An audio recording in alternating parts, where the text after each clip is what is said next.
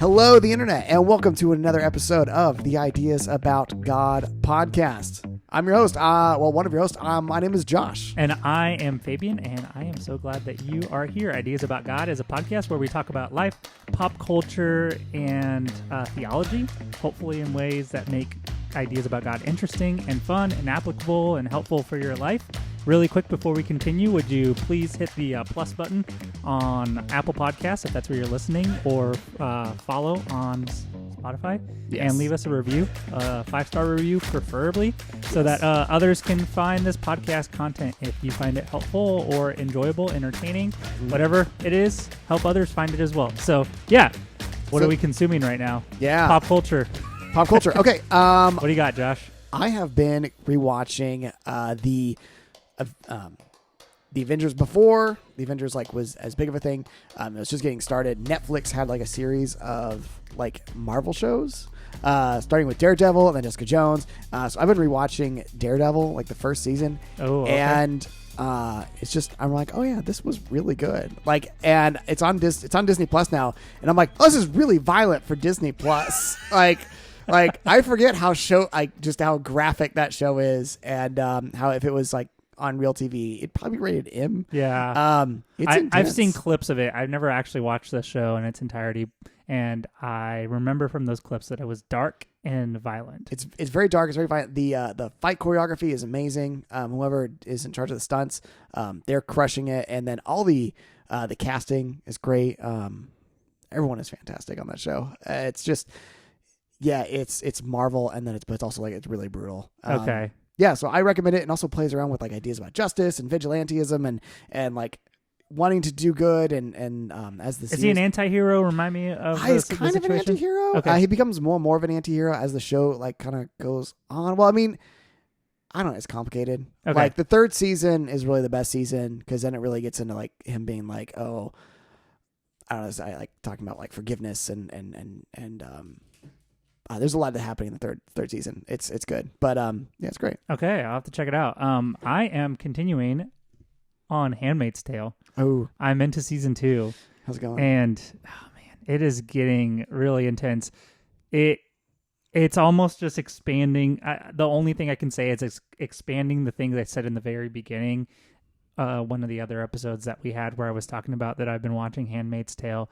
It's just making it worse and showing other sides of what it would be like if we had an authoritarian government ran by one particular, i.e. fundamentalist Christianity religion. So, yeah. So, highly recommend it if you are someone that can handle the discomfort that comes with watching that show, because it's very unsettling. There's a lot to it.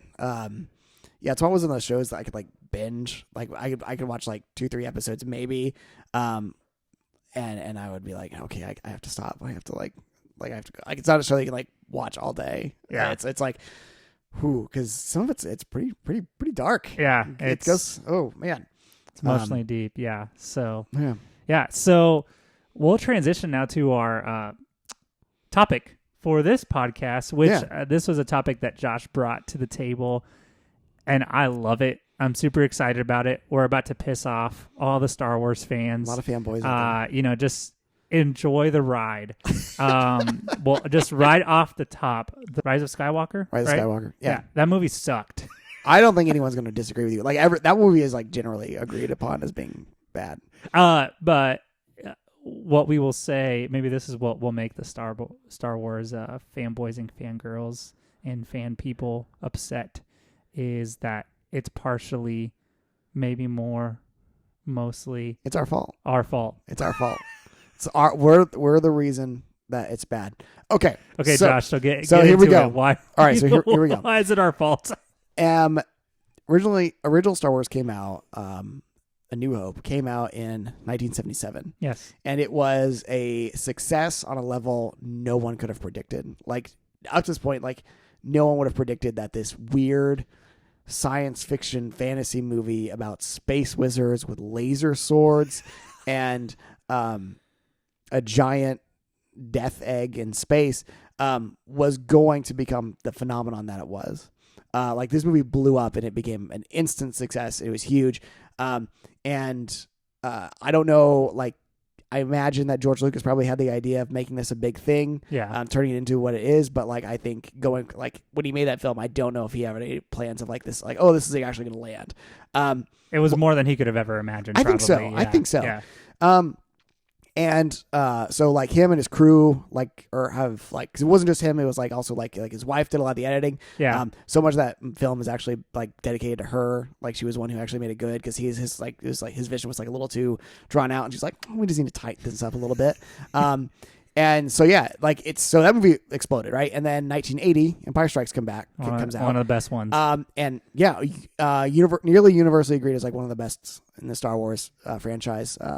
And it comes out, and everything is bigger, everything is better. They hire a different director. They take everything up a notch, and they just kind of delves you into the story more. And so when that film is over, you're left in a really weird spot, right? So like the first movie came out in 1977. You're like, oh my gosh, that was awesome. And they drop a sequel on you, and you're like, oh my gosh, what's this one going to do?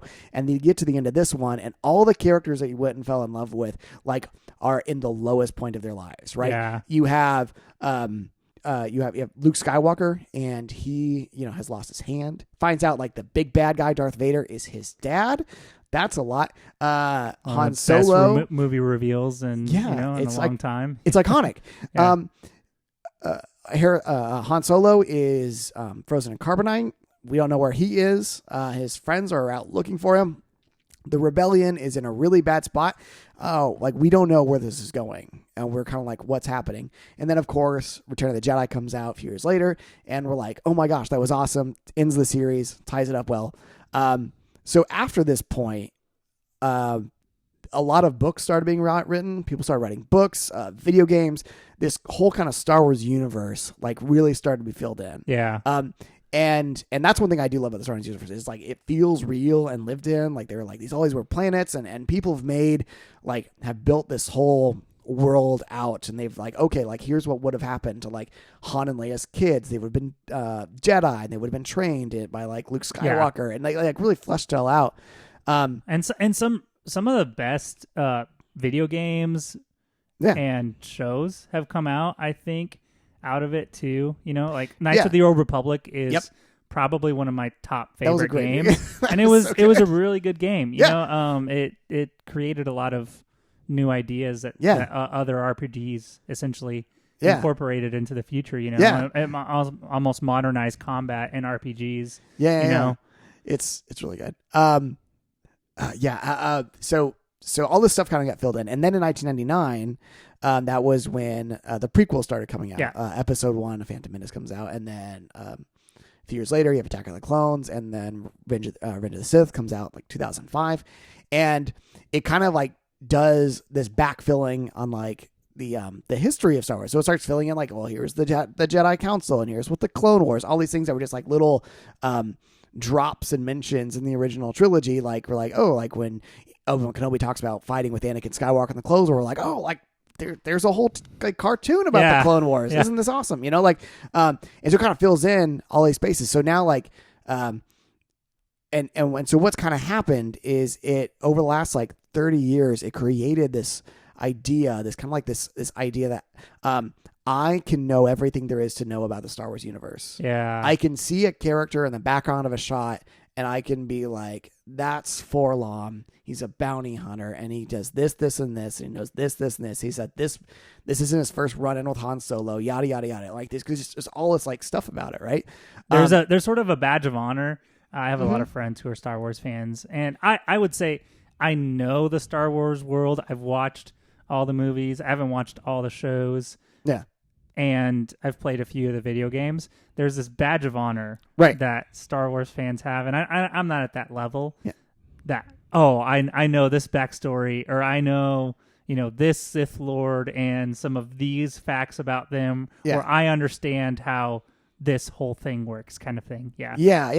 And I wonder if that's less like this also can be just an indictment of like fandom in general. Yeah.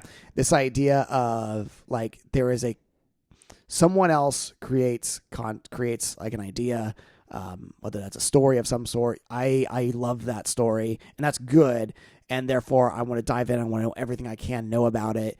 And that's fine. I think that's good. I think when you comes down to be like, oh, because I know so much about it, I somehow now own it. Yeah. And I'm going to like gatekeep it for others. That's gross and stupid. Yeah. Don't do that. If you're that kind of person, just stop it. Be nice. But be nice. Yeah.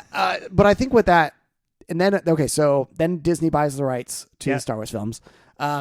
As they do. They buy everything. And at first everyone's like, oh no, but then I'm like, oh well, I guess they made the Avengers. They had just come out with like the first Avengers movie. And I was like, oh, okay, this is pretty good. They did the Avengers and they're like, oh, that's good. And then they dropped The Force Awakens, which is the first of the sequel trilogy. And you're like, okay, like it hit a lot of the same plot beats. Like, okay, so here is someone from a desert planet.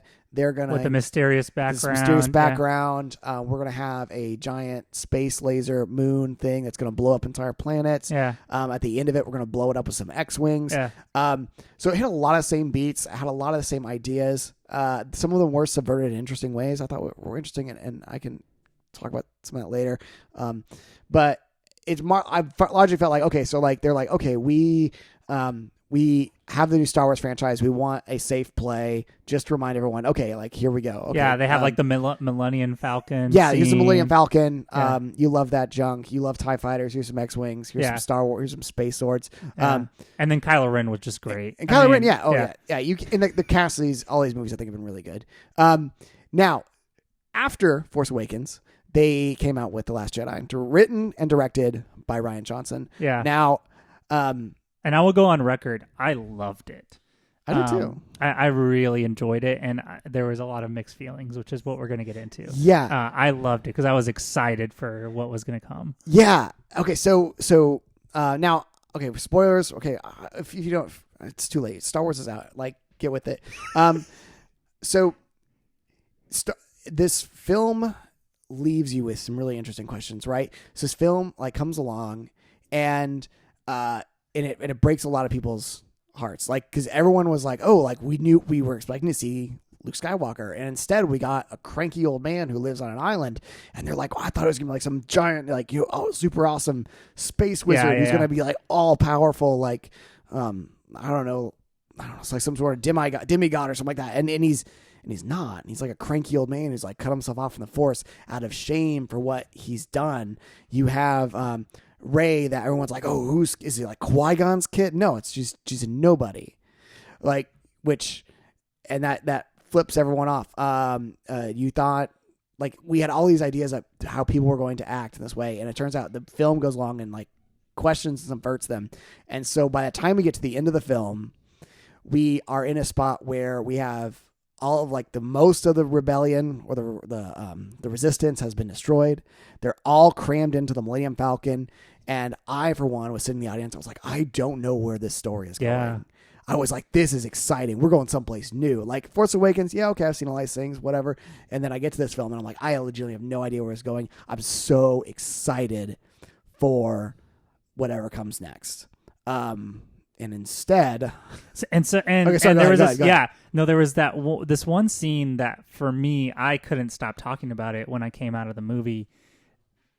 They show it at the end, this shot where these kids are sweeping the ground and they use the Force to bring the brooms towards them. And this is after you learn some of what happens in the Jedi school, that, like the reason Luke has so much shame is because of what happened in that school, right? Yeah. And so you have that little scene, and for me that was like, oh my gosh, we're about to blow up the Force. Yeah. What's about to happen here is how we understand the Force is going to completely change. And mind you, I don't have all the fandom baggage of knowing all the characters. Right. We watched all the movies leading up to the Force Awakens, and so I came into it just excited for whatever might come. Yeah. And here's the thing. So Last Jedi, if you didn't notice, got a lot of pushback, right? And people complain. And I think the reason people complain is because the 30 years up to that, this idea of I can know everything there is to know about Star Wars, right? The films for me, and we see this in what comes next, which was The Rise of Skywalker. The movies are less about telling an awesome story taking you to someplace new, making you feel some things, maybe question what you thought before, grow, like these ideas, like these journeys, like the stories take you on a journey and do you just to someplace cool and to explore like what it means to be human and ask all these interesting questions. And yeah, I know these are just stupid space movies about, but space wizards, but like The Last Jedi did that. Yeah. I think. And instead we have a whole group, like a whole part of the fandom was like, this movie didn't do the things I wanted to do. It didn't like say, oh, remember that thing from here? Here it is. It didn't live up to like this idea, what they held it was up to be in their heads. And the serious thought, well, I guess what you really want is nostalgia then. And so it was unfamiliar. Yes, it was unfamiliar. It took you someplace new. So instead, they're like, well, let's go hard to nostalgia. So they gave us Rise of Skywalker, which instead was like, oh, you remember how we thought Rey was nobody? No, it turns out she's a Palpatine. Remember him? You remember Lando Calrissian? He's in this movie. You remember him? And so it just gave us all of these more same plot points. And it just it fell flat. It did fall and flat. Honestly, it felt weird, and universally also was highly disliked. Mm-hmm. But part of the reason is because people were upset that it wasn't following the formula they were used to. Yeah. And what you're saying is, from what I'm hearing you say, is that what people liked about Star Wars is that I can theorize about it because I know things and I can, bring these ideas in and say, oh, I think I know what the outcome is going to be. Yeah. Because I've read all this stuff. Right. I put in all this time into it. Yeah. And what The Last Jedi was trying to do was tell something completely different that you weren't expecting. Right. To me, like The Last Jedi was like, it took you back to that spot of being like none of us like came out of the womb knowing Star Wars. Like at some point in your history, hopefully someone sat you down and was like, here's these movies, and like watched you as you watched them to be like, did your eyes light up when that happened? Yeah. Like wasn't that kick ass when like the X-Wing all came and blew up the Death Star? Like, and hopefully somewhere as a kid, like that, or even as an adult, you watch that and some part of you like lit up with glee because you're like, this is incredible. What's going to happen next? And to me, that's the cool thing about Star Wars. Not that you get to know all these details. That's fine, whatever. What to me is like, oh no, what the joy that this brings, was because it was novelty, and it was because it was new. It was a new story, and it like, brought all these things out. And The Last Jedi, you weren't expecting it to be as good as it was, and when you take it back to the first one, that is what you felt in that first one. Yeah, that is that feeling of you watch, or at least for the people that watched it. Yeah, when it originally came out, it was, we did not expect to love a movie set in space, right, with space wizards. Yeah, right. Yeah, and it is, and yeah, and that's what The Last Jedi, I was like, oh, like it took me back to that spot, that sense of awe, that sense of wonder, that sense of like, oh my gosh, isn't this incredible? What's gonna happen next? I don't know. So that's Star Wars. So we're gonna put a pin in there, and then we're gonna do a pivot to talking about the Enlightenment, because I think we see something similar happen here. And this is where we get into the ideas about God in this Ideas About God podcast.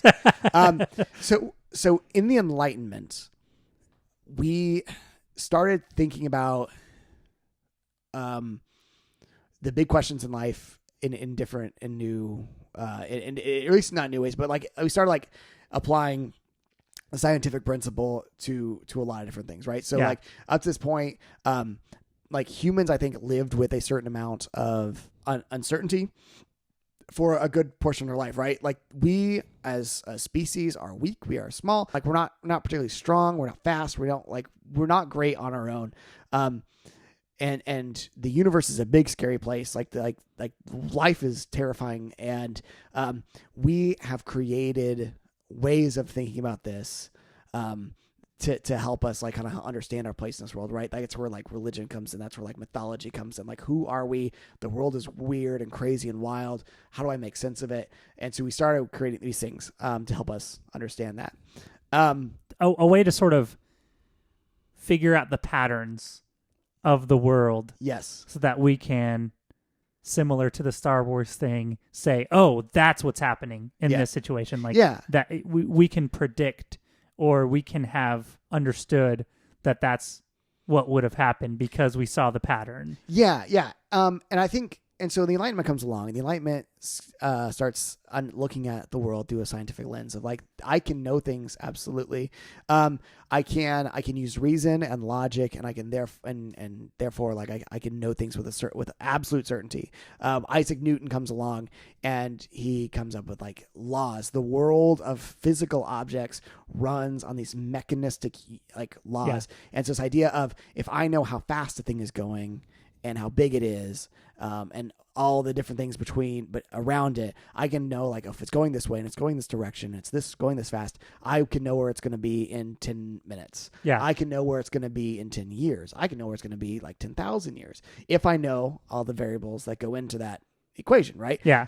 The universe during the Enlightenment, there's this idea of like, this reason and science and technology, is giving us all this stuff. And it did. It gave us like, penicillin, and it gave us like, help us understand how our bodies work. It helps us like understand like so much about the universe. Like we have microphones because people were able to understand how sound works, and then how you capture that so that you can put it through cables into a computer. So yeah, I did all these wonderful things. It's right? amazing. Like we're not critiquing. No. I am not critiquing how awesome all this is. But I think that, but this idea of like, I can understand everything,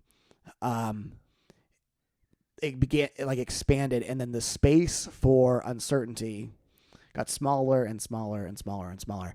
And I think and sort of religion did this too, yes, right? Yes, and that's so in response, so you have religion, one, feeling threatened because with the Enlightenment, with scientific discoveries, the Earth isn't the center of the universe. Mm-hmm. It isn't even the center of our own galaxy. Right. You start to figure out all these things, and it's starting to poke holes in some assumptions that religion had. And so religion's response is to say, well, we have this text, mm-hmm. and this text with certainty tells us how things happened. Yes. It tells us exactly what God is like. It tells us, even you have people that start to interpret the text to say, this is the exact day that Jesus is going to come back. Yeah. So we can predict the future. Not only can we predict human behavior exactly with certainty based off this text and understand God fully, putting God into a box based off this text, but we can also predict future events because this text tells us about future events. So you have this, the logic, the reason, we can know everything being brought into the spiritual faith realm as well. Yeah. And that's, humans have been spiritual beings for as long as we've been humans, and probably even before that. Yeah. We've always been asked, we always ask big questions. We've always looked up at the sky and wondered what is any of this? Yeah. What does this mean? And then this idea, and we've always and there's never been we've come up with like mythologies, we've come up with like religion and these stories that kind of like help us understand what we're looking at when we look at the heavens. But it's all I think just the sheer nature of it is you never held those things tightly. You never it's always I don't know. Right. And you're always I hope, and maybe some people did. I don't know. I feel like there's always, it wasn't until we had the Enlightenment where we're no, we can know with certainty. And I think we had, and that worked until it didn't. Until the 20th century. Yeah. And some awful things happened, right? In that. So we have World War I, World War II. We have all of the sort of the civil rights movement and all the conflict that happened with that. We have the Vietnam War. We have the dropping of the only nuclear bomb ever. And science led us to that. Yeah. And then in the devastation of all of that, we've realized that we maybe can't understand with certainty everything. Yeah. That we can't determine every outcome. Mm-hmm. The Enlightenment sold us this idea that we can know things and that knowing things is progress. And if we just keep knowing things, like, we're going to go to a better and better place, right? There's like, they saw history as being like this evolutionary thing that like started back here, and we're moving towards something better. Yeah. And what the last, 100, like in the modern era, the postmodern era, like, the 20th century has shown us is that that's not the case. Like, yeah, industrialization is cool. Cars are awesome. Yeah. But also like we like World War I was like, yeah, cars are great, but also, it's cool, like machine guns that can kill people en masse. Right. We thought we were going in a direction. We realized we're not. And I think we run into the same question of like, there's just that uncertainty that has always been an aspect of what it means to be human. We thought we could run away with it with the Enlightenment. We thought we could get away with it or get away from it, and realize that like, no, it's still there. It's still there. And the question I think comes is how do you handle uncertainty? Like how do you live in uncertainty? Like how do you can you?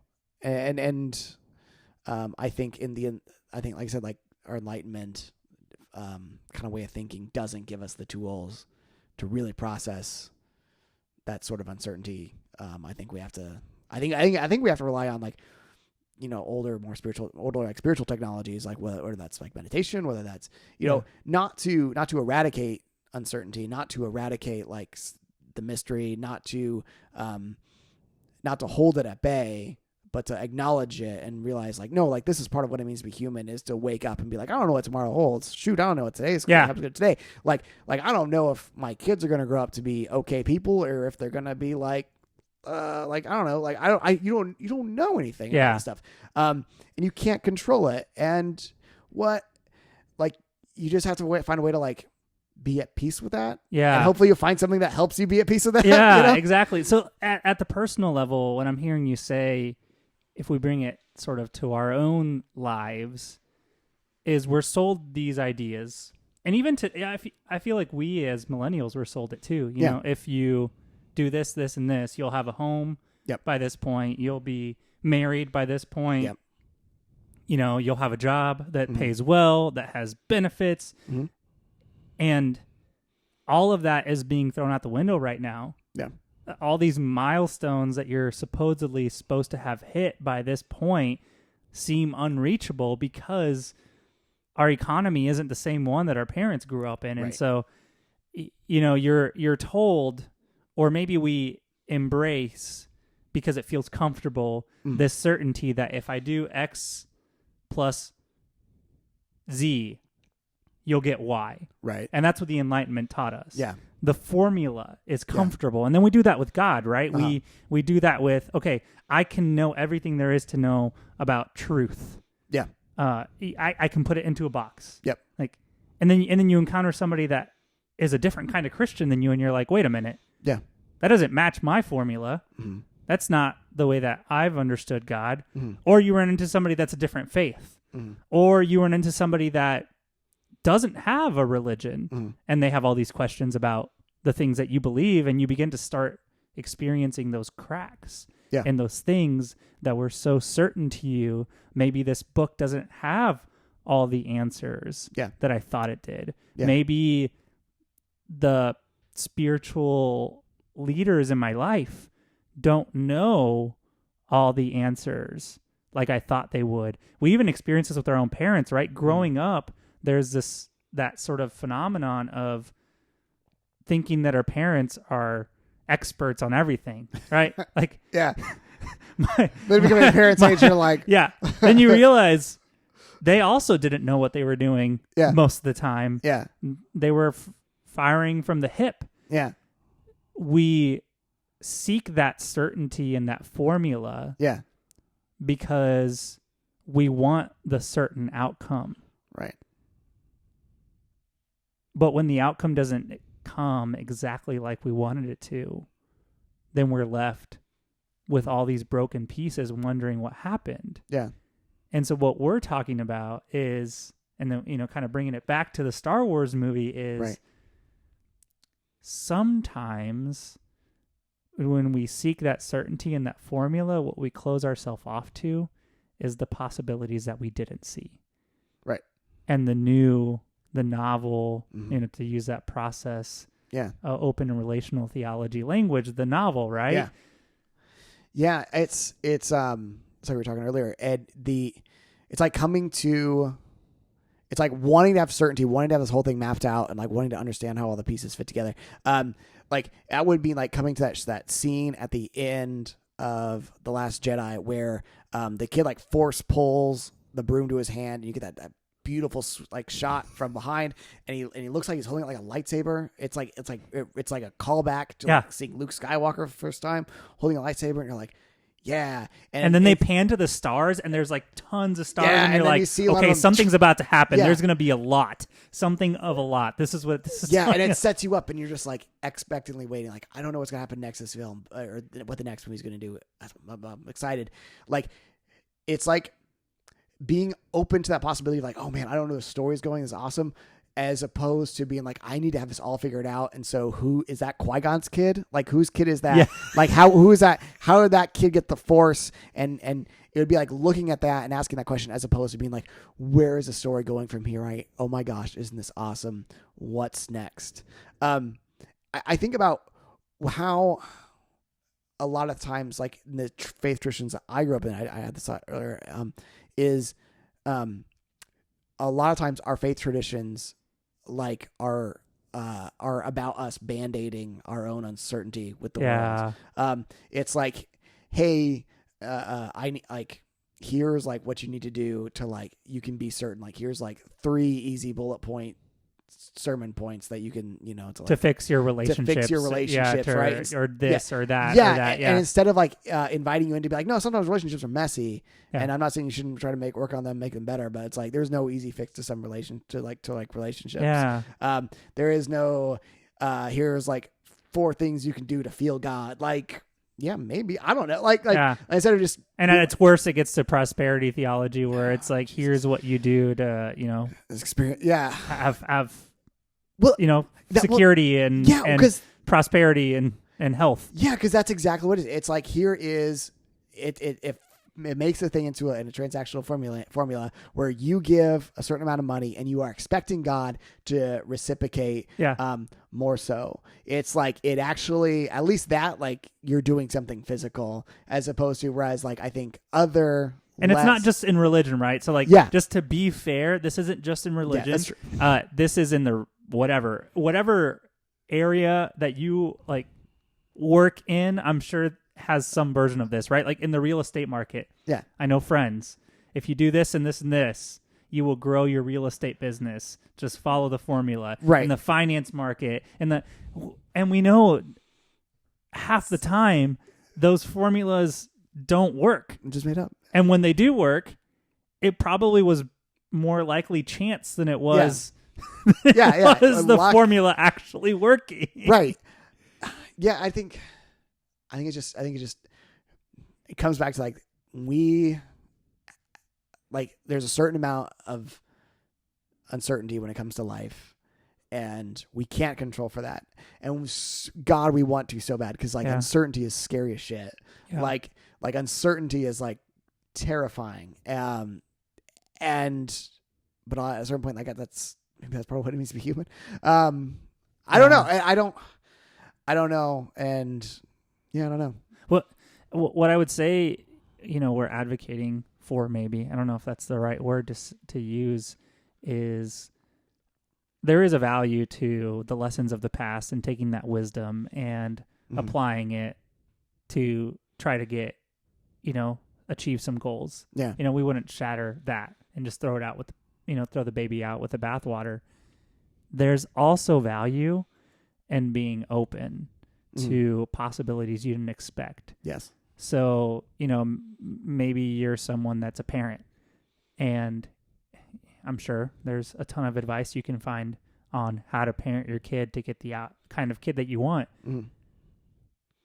Don't get caught in the weeds and then miss out on the kind of kid that you do end up having. Yeah. And become disappointed because it's not what the formula told you. Yeah. It's like a kid is a human being. Yeah. They're a complex person with emotions, memories, talents, gifts, all these wonderful things. Mm-hmm. And there's this sort of way of approaching life where you're open to what is going to happen, what God is going to do. Yeah. And open to, okay, maybe I don't know the answer. Maybe I don't know how this job will end up, this path that I've chosen. Right. Maybe I don't know what this friendship is going to look like, but I'm going to enjoy what it is and be open to what it could be. Yeah. Process party, man. Yeah. Yeah. So Star Wars fans, we might have missed out. We're sorry. We might have missed out on a really good movie. Yeah. Yeah. Could have been all the things it could have been. I was excited. Well, they didn't even reference that scene with the brooms at all. It was it was like it didn't exist. Yeah. Why was that put in there? I don't know. Well, I don't. Yeah. Anyways. Yeah. So, great topic. Great. Cool. I'm glad you liked it. Yeah. So, I guess now we'll pivot to the hype zone. Yeah. What has been hyping you up, sir? Anything been hyping you up lately? This is just a big celebration moment. I am now a dual citizen. Nice. So yeah, I was born in America. My parents were born in Mexico, and you kind of, as a younger person, teenager especially, you rebel, against your background, and you kind of, there's sort of, everybody probably has this like, I don't really like that my life was like this because I wish it was like my friends. And then at some point, maybe, hopefully, you realize, actually, you know what? Yeah, there are things that I wouldn't have preferred. But there's some things that I'm really proud of. And I think I've had that the last few years, just being really proud of someone that has these two cultures. And I don't always feel like I belong in one or the other, but now I belong to both. And so it's a personal thing more than anything else, just to be able to say, like, I do belong to two places, and that's okay. So, yeah. That's awesome. That's awesome, man. Congrats. Yeah. That's so rad. Thank you. That's so cool. Let's see. What's hyping you up? What is hyping me up? Okay, so, man, okay, so this is so dumb. Saturday, you and I met, and we played Lord of the Rings. Yes. Journeys to Middle-earth. It's a board game. It's really fun. The ending of our game session was absolutely incredible. I went home and I read rules. I realized some of the things may not have worked out quite like we expected. Like, I don't think I would have gotten mobbed as hard as I could have. I think we read some of the movement rules for the enemies. Oh, okay. I don't think we were doing that. We weren't doing this right. Okay. So without explaining a whole lot, I'm playing as Bilbo Baggins and Fabian is playing as Aragorn. So I am the warrior, and he is the tiny hobbit. I'm the tiny that's hobbit. Not really. I'm the meant burglar for battle. Yeah, I'm the burglar. I'm just like I'm supposed to be going into things and stealing stuff and doing stealthy, sneaky things.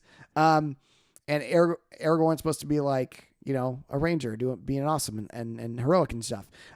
It turns out the end of our scenario had Aragorn. Fabian is met with this other ranger who's going to help us out, I'm assuming, and he's tending to her wounds, and I have been mobbed by a dozen orcs, and I am fighting them all single-handedly, and the whole time I'm just okay, I need to stay alive, because if I die, the game is over, and I'm and he's not done pulling the arrow out of the other ranger's leg, and so I'm just they keep going, and I somehow stayed alive the entire time. I felt like I was Randy Marsh, and I was I didn't hear no bell, all bloody and stuff, fighting all these orcs.